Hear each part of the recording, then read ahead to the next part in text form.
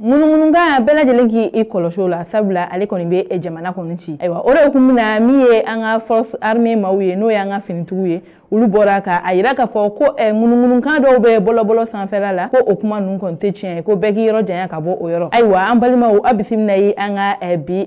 kuna fondi yoro kene koni kan aywa kibara mun ba mbolo ka daw kulu kan o ore ga ayira ka fo état major ulu maw koni sebembo sebem kono na la ayira ka fo ko kunu mununga do koni kumbe bololo sanfela la kayida ka fo ko tefid ko kele wore koni kera yeno tuguni anga fini tuguni bambakatu ni nyonche ma do were ayida ka fo ko o kele njugara ko sobre ko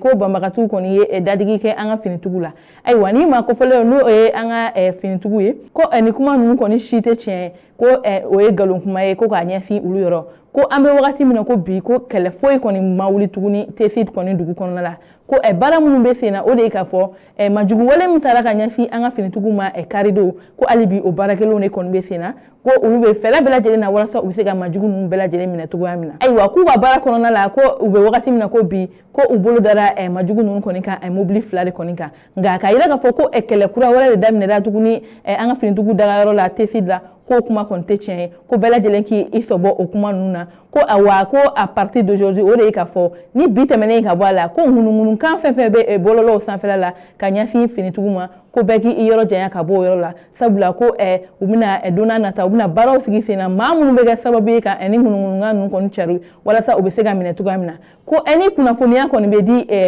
mawo koni ma ko obena ulu koni ka bololo sira koni fe ko be bela jele koni la dunia ko dona nata ko munu mena ke ube bara munu koni na wa kele koni kadri koni la aywa ambalima woni ne koni kuyi anga bi kuna foni ka daw kuluka awni ce akwa kuluma jola akwambe anga baroda werela